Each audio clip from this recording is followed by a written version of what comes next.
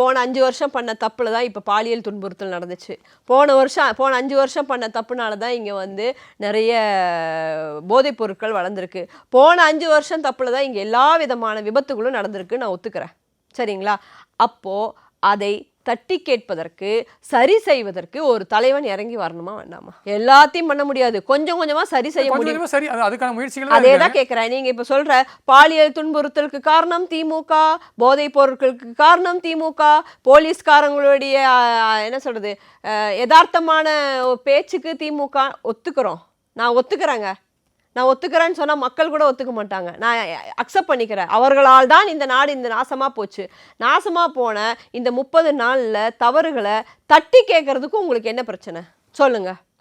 தேசிய கீதத்தையும் தமிழ்தாய் வாழ்த்தையும் உயிரா நினைக்கிற எங்களுக்கு தமிழ்தாய் வாழ்த்தை கொண்டே கடைசியில் வச்சிருக்கிற நீங்க தமிழ்நாட்டை ஆட்சி செய்யறதுக்கு என்ன தகுதி இருக்குதுன்னு கேட்டால் ஏன் உங்களுக்கு கோவம் வருது? என்ன கோவம்? ஏன் உங்க அம்மாவை கொண்டு போய் கடைசி ரோல வச்சுட்டு எவ்வளோ ஒருத்தி முன்னாடி வச்சிருக்கிறேன்னு சொன்னா ஏன் உங்களுக்கு கோவம் வருது? தமிழ்தாய் உடம்பெல்லாம் புல்ல இருக்குங்க. எங்க தமிழ்தாய் வாழ்த்து கேட்டாலும் எங்க தேசிய கீதம் கேட்டாலும் அட்டென்ஷன்ல நிற்கக்கூடிய அந்த ரத்தம் ஓடுற எங்களுக்கு தமிழ்தாய் வாழ்த்து தூக்கி எங்கேயோ போட்டு அதை கேள்வி கேளுன்னா அமைதியா இருக்கீங்க.